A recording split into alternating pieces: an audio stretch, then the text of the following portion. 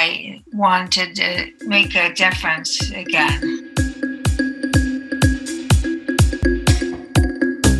Welcome to the Strokecast. A Generation X stroke survivor explores rehab, recovery, the frontiers of neuroscience, and how to peel a banana with one hand.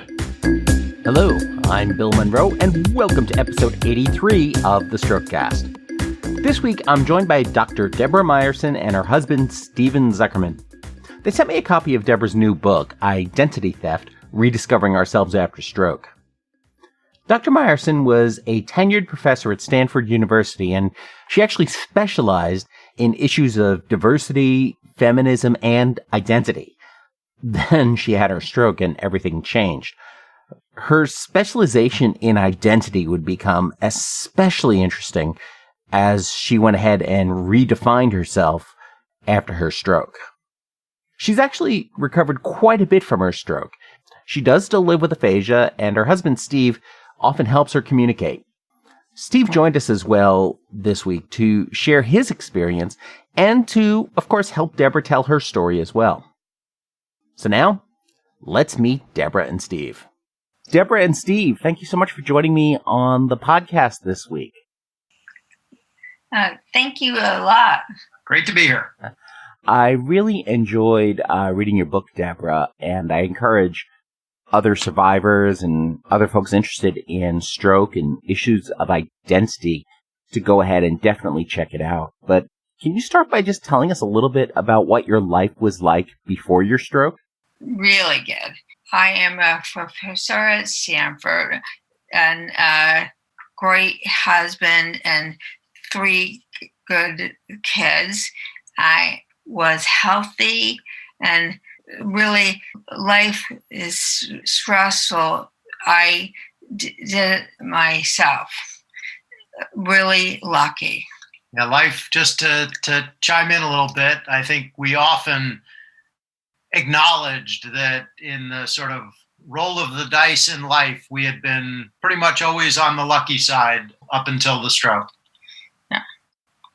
And it's amazing how that, when that happens, that can just turn your life upside down and change the entire course of your future. Yeah, I agree completely.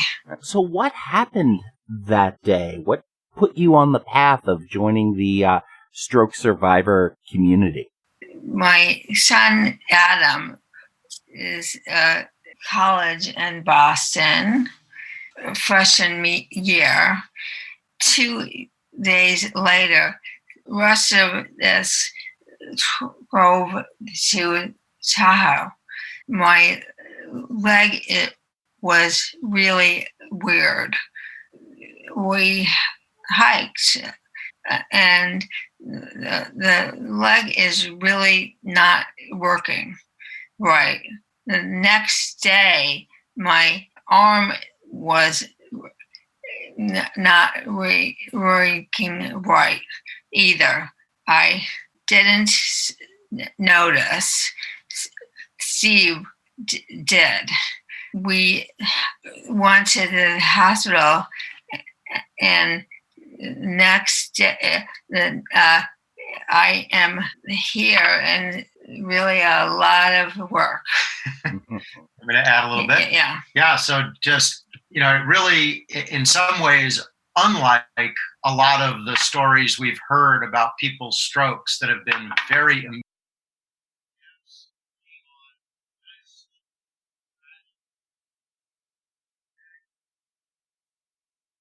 little bit of guesswork, but Deb's stroke was caused by something called a dissection, which is a tear in the wall of the artery, not by a clot.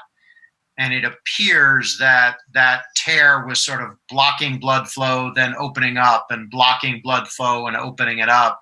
And so she had actually had some headaches and kind of experiences of vertigo 6 months before the stroke. But then the artery must have gotten completely blocked right before or while we were up at Tahoe doing this hike. And that's what really set the stroke in motion. So a little bit of an unusual, we sometimes call it a a slow fall off a cliff, whereas many people we've talked to experience a much more dramatic cliff when a stroke hits. Yeah, really. 9 years is really a long time. Yeah, it is. And I think that is one of those perceptions, too, that a lot of people don't understand. There's this idea that people who think about a stroke, if they think about it at all, think that it is something that just happens in a moment, and then you've got your impacts there. One of the things that surprised me when I had mine, and it was definitely on a much shorter time frame, but it happened over the course of, I lost functionality over the course of, 8 to 9 hours. And it was this continual decline in that process. And that's why it's so important for folks to get medical attention as soon as this starts happening, because in some circumstances they can stop it and they can prevent it from getting worse. Yeah. And I am, July, I had a MRI. No. Didn't show anything. Yeah. Yeah. So Deb's stroke was in early September, Labor Day. And back in July before that, she had one of these sort of disorientation vertigo experiences and went to the neurologist and had an MRI. But because that flap must have been in the right place when they did the MRI, nothing showed. So they didn't realize anything was wrong. Yeah. That's pretty impressive. That's pretty amazing how that happens. And in the years since that's happened, imaging quality has also improved, and they're applying more computer technology so that some of those things that may have been missed years ago can now be detected today. Yeah. Well, the technology is clearly getting better, and obviously had gotten better from 20 years ago to 10 years ago. We often say that given some of the medical complications Deb had as part of her stroke, that, if she had been living 20, 30 years earlier, she probably wouldn't have survived at all. Yeah, I agree. Wow. It's pretty amazing. So I mean, what, with those changes and everything you've gone through over the past, 10 years or so now, I mean, what deficits are you living with today outside of the aphasia?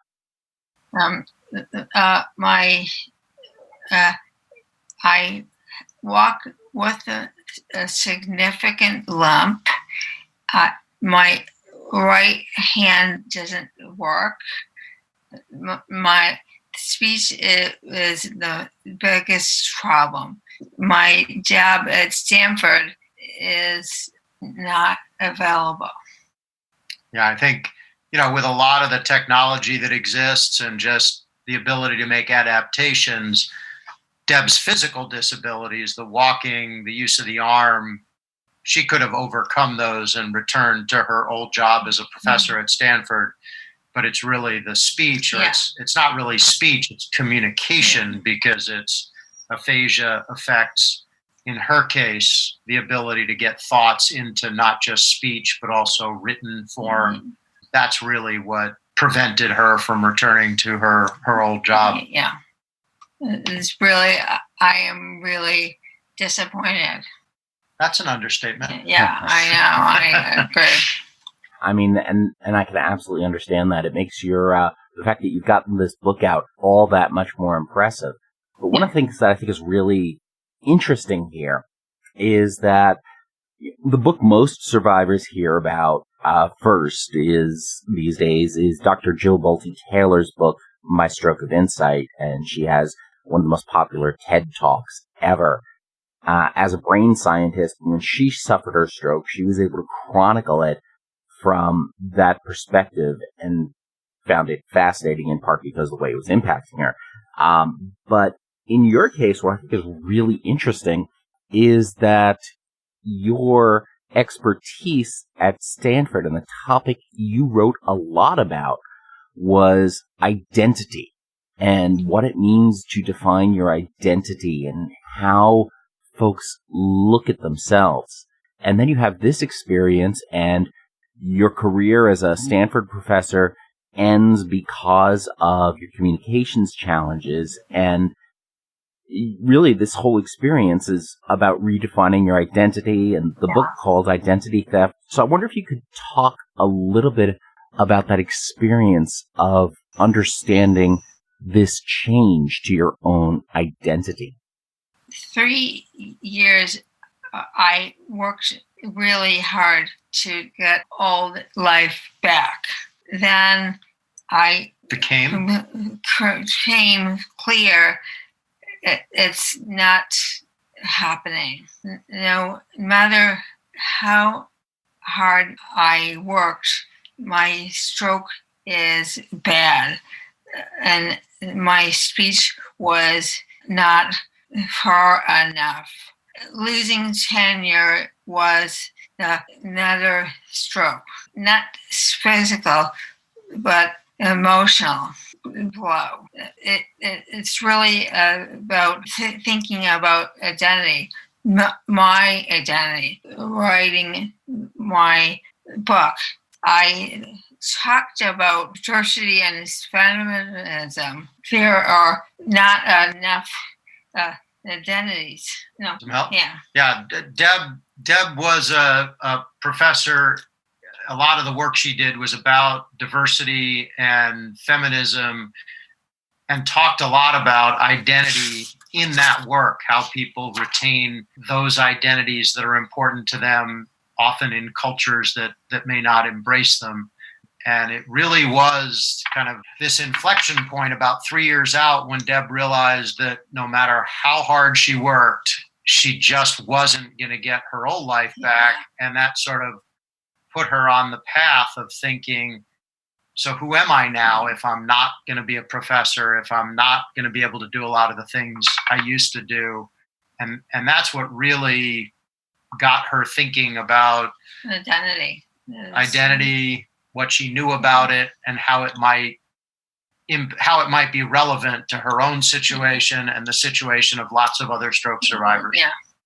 Yeah. And I think that's obviously really important. And it's something I think a lot of survivors struggle with, but they don't necessarily have the framework or the context or the language to articulate that. And in this context, I don't mean language in terms of language processing and aphasia, but the background intellectual approach to thinking about what is an identity and how does this change when everything outside of me has changed, and what does that mean for who I am? I agree completely.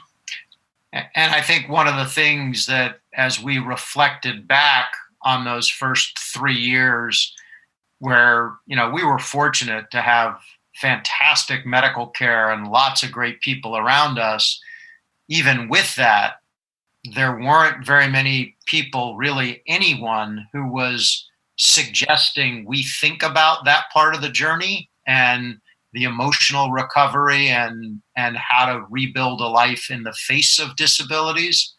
And that's one of the things that really prompted Deb to want to write the book, was that, hey, those resources just don't seem to be out there. We need to offer something up to help people think about it. Yeah.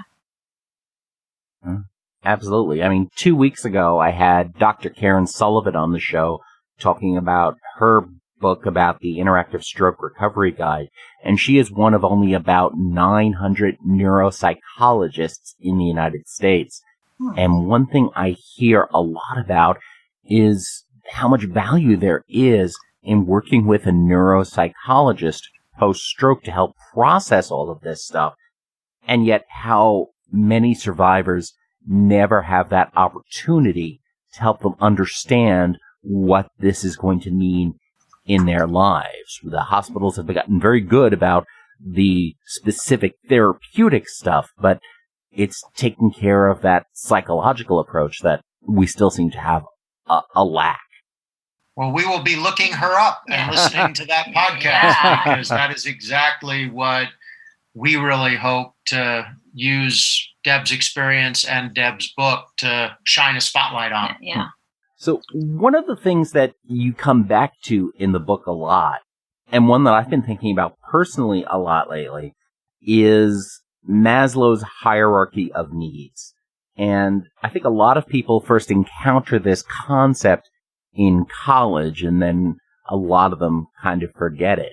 In my case, it's been a lot more prevalent because I just started a full-time job 2 weeks ago. And once you've secured the idea of, I know where my next rent payment is coming from, I don't have to hustle to figure out the next paycheck, suddenly that freed up a whole bunch of space in my mind to focus on other things. And even though this takes up more time, the job takes up more time that I ostensibly had freely available before, it's actually made things a lot easier to get other things done. So what can you tell us a little bit about what we mean by the hierarchy of needs? Maslow's hierarchy of needs, it's really... Want me to help? Yeah. Yeah, I mean, I think it wasn't as if Deb was thinking about that during her recovery, but as she was writing the book, she wanted to try to come up with some framework that a lot of people might know, others might not, but that kind of captured the journey for people. And so that idea that first, you've got to fill your basic needs. That's at the bottom of the pyramid. If you don't have food, if you don't have shelter, if you don't have safety, it's hard to think about higher level needs if you're struggling with the basic needs. And then you want to jump back in? Next, it's psychological needs. I wanted to feel better. I felt belonged, and I was happy. Next, writing a book and starting not for profit and helped me to fill needs. I wanted to make a difference again. And that's really the top of the pyramid. It's the basic needs, it's the psychological needs, and then it's what he called the fulfillment needs. It's kind of how do you really bring fulfillment into your life. And as you pointed out in your own experience, one of the things it's important to highlight is that for people who are struggling, and the problems with the health insurance and the wealth disparity in the country and all of that means there are a lot of people who are, even without a stroke, but certainly if they have a stroke, have to focus on the basic needs, and that it sort of is almost like talking about these higher level needs is going to fall on deaf ears because they don't have that luxury. Yeah. And so to us, it was a good structure because it acknowledged the differences different people face depending on their life situation, and also the progression that people could be on from an emotional journey as they were able to kind of move up that pyramid if they could. That makes a lot of sense. I think when you talk about it, using it as a framework to understand your own experience and how you've been able to get through this, meeting the basic needs, getting that survival stuff taken care of, getting the psychological needs addressed, and then being able to move on up, that definitely makes a big difference. I think one of the things that being a part of this brain injury community has really brought to mind, more prevalent for myself, is that the energy it takes to think about things and to just constantly have these different thoughts and things going on in our heads that are all disconnected from one another. And even if we're not actively thinking about it, it's still consuming energy. Like when we leave our cell phone charger plugged in, even when it's not plugged into the cell phone, but it's still consuming electricity from the house. Those background needs are still drawing on brain energy, and we don't have and we need every bit of energy we can get these days. Yeah, I agree.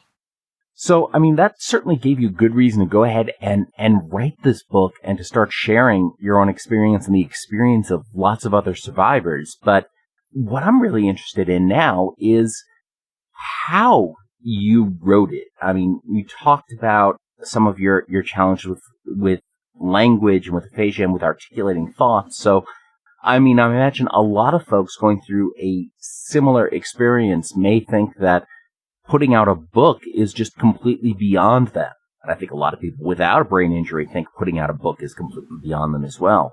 So how did you go ahead and write this book and put it together and build it? First, really a lot of help. Steve, You want me to take this one? Yeah, I mean, that was one of the most frustrating things. Deb had written a book earlier in her career called Tempered Radicals. And, while she got plenty of help on that, it was one she could just sit down and hammer out on her own mostly. It took a lot for her to acknowledge that if she was going to do this, she would need a lot of help. And it was that was a journey in and of itself. She started working on it herself, and I started helping a little bit. We realized that I had a full-time job and I wasn't a professional author. We were going to need more help than that. We hired a woman named Sally Collings, who's an editor, ghostwriter, author herself, who really helped Deb. Deb knew from the very beginning she didn't want this to be a book just about her. She wanted it to show the diversity of experience. And so they interviewed about 50 people, 25 survivors, and then also caregivers and supporters and people in the medical community. Sort of their work led to a first draft of the book that had a lot of good elements, but it didn't really convey the messaging that Deb wanted to bring to the stroke survivor community.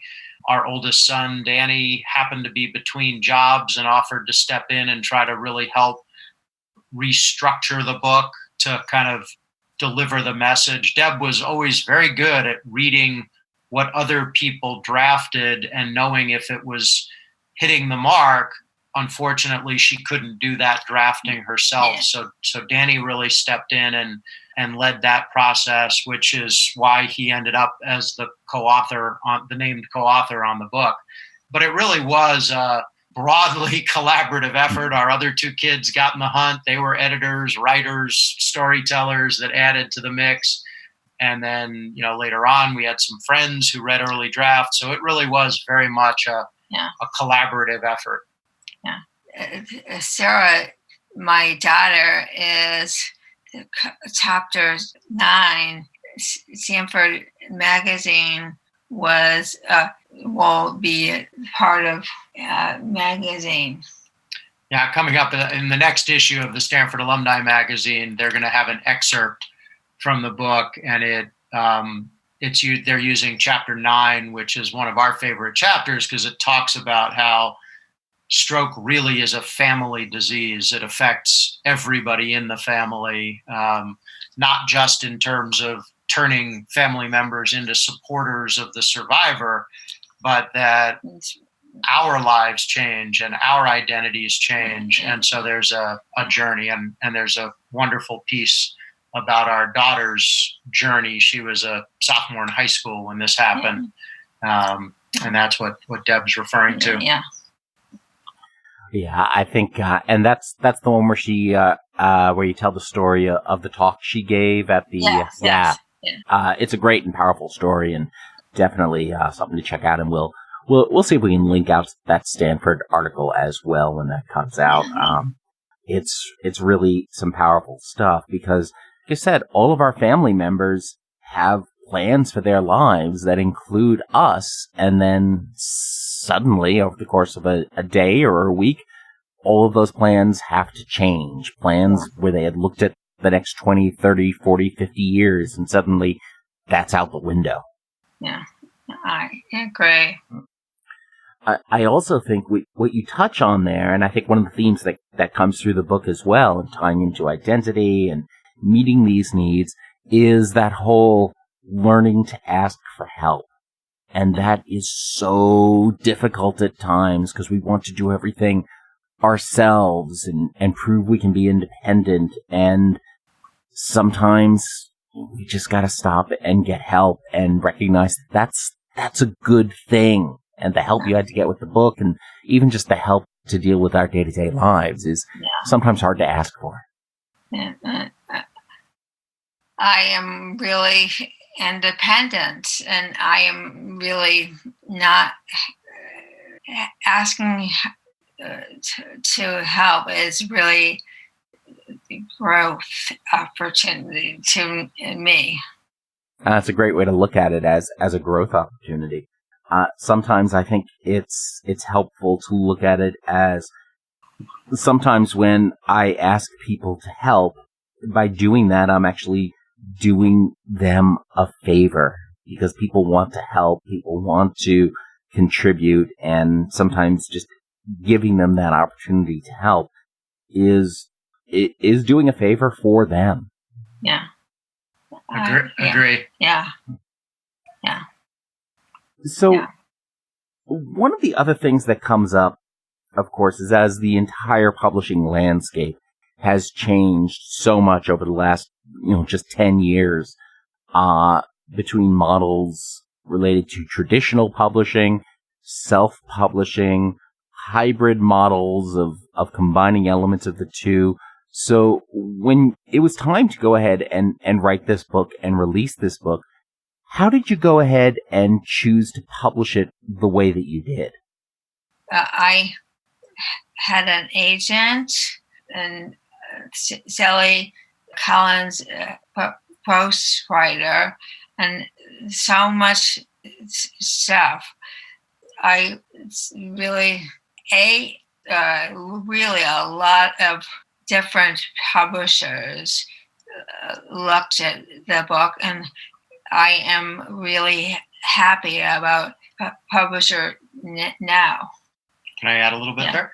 Yeah, I think, we looked seriously at self-publishing, but we just felt like there was so much going on in our lives that if we could get the help of a publisher, that would be the first choice. And actually, in the first round of marketing the book before it was written, we found a publisher, but then in negotiating various aspects of the book, it became clear that the publisher really wanted to nudge the book in a direction that wasn't where Deb wanted it to go. So we kind of agreed to part ways. And then the book was mostly written with the assumption that we would self-publish, but that we'd sort of take one shot at seeing if there was a publisher that was a good fit once the book was largely written. Candidly, we just got lucky. We met a publisher for whom it was a good fit, and that's turned out to be a great relationship for us. So, but we've talked to lots of people who have self-published, and there's no question that has become so much easier as there are more and more resources out there to help in that process. That's what I think is so interesting about this space, is that there's so many more of these options. There's a lot fewer gatekeepers than there used to be, but at the same time, there is still a tremendous value in working with an established publisher. Book really, it's really a lot of hard work, and 5 years you worked on it to get the book out. Yeah, long time. Yeah, and after that, it's just it's great to have a partner who can come in for that next phase of its life. Yeah. I mean, the world of publishing has changed in so many ways. I mean, 20 years ago, books were sold through bookstores, and now they still are, but such a huge percentage of the market is online, and Amazon specifically. And so much of the marketing now is online social media marketing, not the more traditional publicity channels that used to be the only way to get people to hear about your book. So I think in some cases, even the publishers are still trying to figure out that transition, let alone the authors who want to market their own books. And the library is really hard. Yeah, we've spent a lot of time trying, to figure out how to get the book, both the physical book, but maybe even more importantly, the ebook and the audio book, because we would really love for this book to be accessible to the stroke community. And some people don't have the resources to buy every book they want, and some people don't have the ability to read, but they can listen to a book, and trying to figure out how to navigate that side of the market to get the book into libraries has been a huge challenge. Yeah. Sure. It's interesting, as I've always been a voracious reader and always loved paper books, and I still love the paper-based books, and there's just something I really appreciate about that. What I have found, though, is I'm starting to read more on Kindle now, just because when you have only one fully functional hand, it can be difficult to manage a paper book and turn pages and things like that without dropping it on your partner in the middle of the night when she's trying to sleep. Yeah, I agree completely. But boy, that corner of the book tastes so good when it hits you in the mouth. Exactly. Well, that's the other thing that I have found. Since my stroke, I became a 3-year-old. Everything eventually ends up in my mouth. Yeah, I agree. So, if somebody else is thinking about writing a book, another survivor wants to write a book about their experience, or a caregiver wants to start working on a book about theirs, what advice would you have for somebody who's thinking about that? Really, wow. It's really a crucial decision. It's really,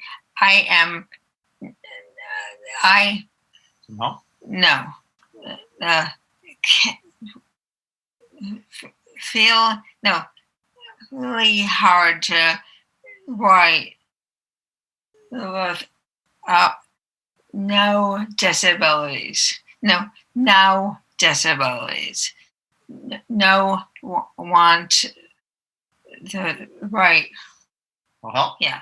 Yeah, so just writing a book is incredibly hard without disabilities. And so I think the important thing, and what was important for Deb, is really knowing why she wanted to write it. Yeah. That she had this sort of overarching goal to get the story out there to help people, because there were at least 3 or 4 times when she was ready to just quit the process. It was just too frustrating, too hard.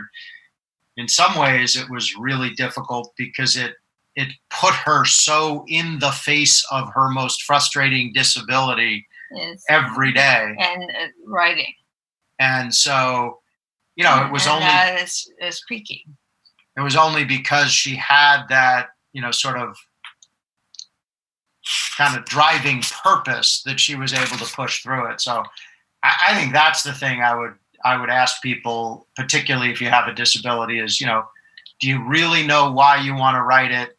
Because that's going to carry you through the frustration. And then can you put the team together that will enable you to do it, given whatever disabilities you have? And the emotional and identity is my driver for me.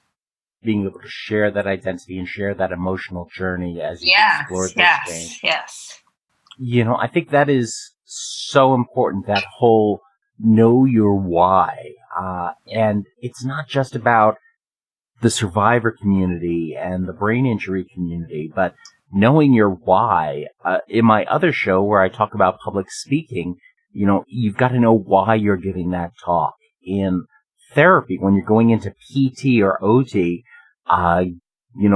it's one thing to say my therapy goal is to get my leg back. It's another thing altogether to be able to say your therapy goal is to be able to walk to the Starbucks 2 blocks away.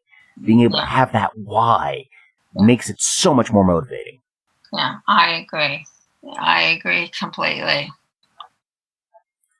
So now that the book's out, what's next for you? Building Stroke Forward, the not-for-profit advocacy, and Steve will want to help me. Sure. So, obviously trying to get the book into more people's hands because we think it can be helpful. What we've done to kind of push that the next step is we've created a nonprofit called Stroke Forward, And all the author proceeds from sales of the book will go to fund the nonprofit, and we'll also try to raise funds for the nonprofit to really be able to spend time and travel and figure out how to partner with other organizations that are kind of in this field to really try to get this issue of the emotional journey and identity more normal in the recovery process for people, that it's not something that, like us, we had to kind of figure it out on our own and realize how important it was, and then fortunately have the knowledge that Deb had to kind of build resources to kind of think about it. So that's kind of what Deb's going to be putting her time and energy, and myself to some degree, and we hope to have. Right now, we do have an executive director for the nonprofit, and depending on the funding, we'll see if there's more. Fantastic, and we'll have links to that over in the show notes over at strokecast.com/identity theft. So if folks want to know more about you and what you're up to, where should they go? The book's website is www.identitytheftbook.org. We haven't yet built a website for Stroke Forward, which will be at www.strokefwd.org.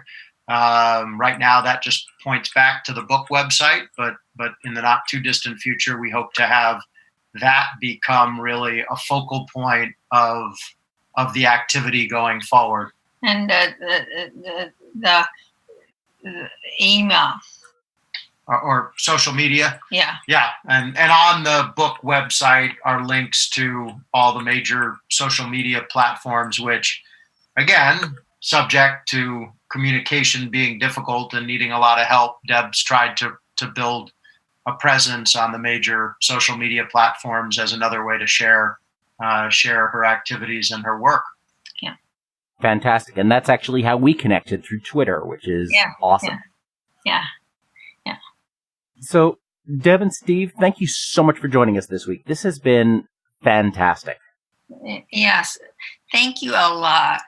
Yeah. And thank you for the work you do. Yeah. Really appreciate it. Fantastic contribution to the community of survivors and people who care about them. Well, thank you. I just don't know when to quit. That's a good attribute. And that brings us to our hack of the week. Shoes with bell toe and elastic laces. Hickeys are great. I love them, and she will do it. I use them too now. Yeah. I don't know if you've found them, but again, in this spirit of wanting to be independent, one of the frustrations is putting on shoes, and often the styles that come with Velcro don't work for one reason, but we found these things called hickeys that are elastic laces that kind of turn an athletic shoe into a slip-on. Yeah. And they're great. So that was sort of a freedom builder for Deb. Yeah. Chapter, I don't know, and really a lot. Chapter book is. Is that in the book? Yes. Yeah. Okay. I'll link to the hickeys over in the show notes at strokecast.com/identity theft.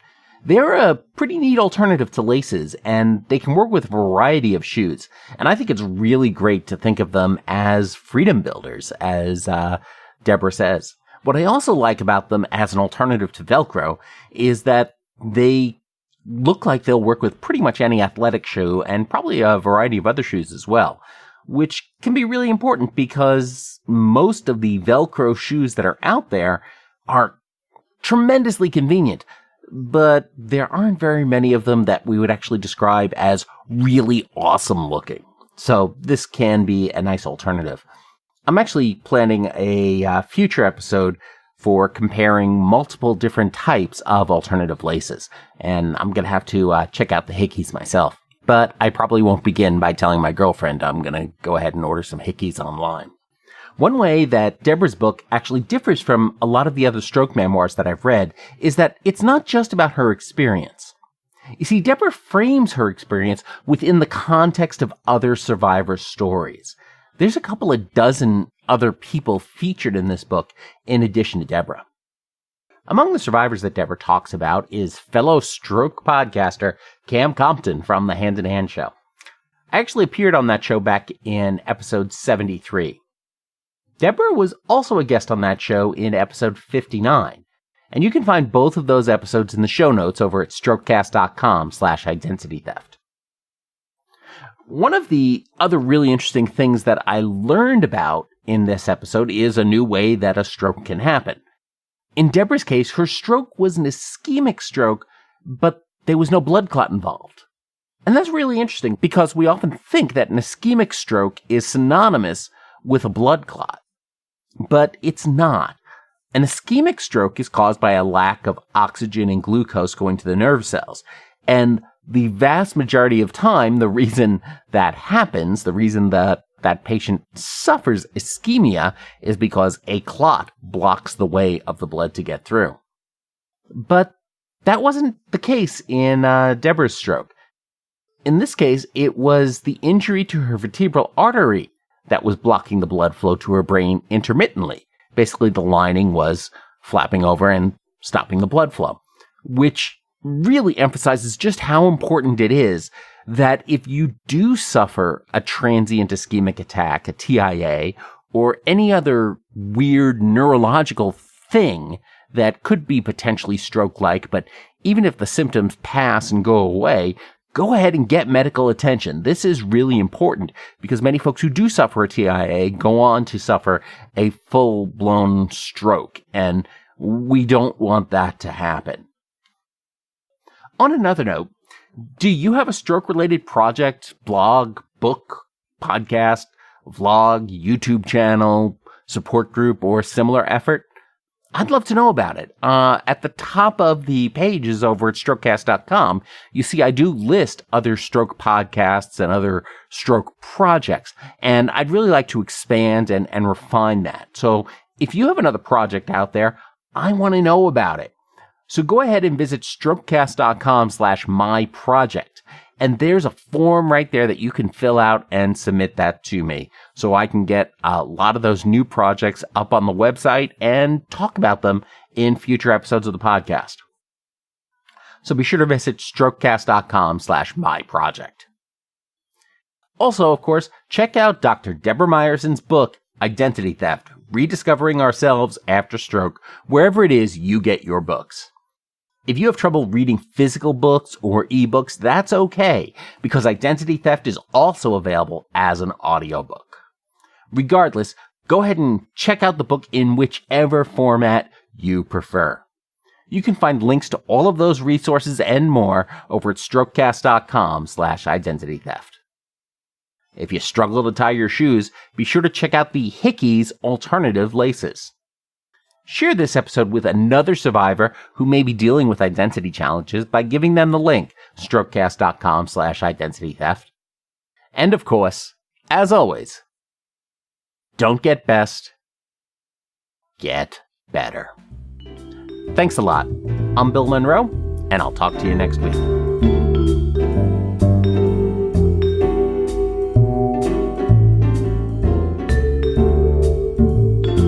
The Strokecast, Bill Monroe, and Bill's guests provide general information and entertainment, not medical advice. Please do not make any changes to your treatment plan or the execution of your treatment plan without first consulting your personal doctor or medical team. The Strokecast is a proud production of the Currently Speaking Podcast Network.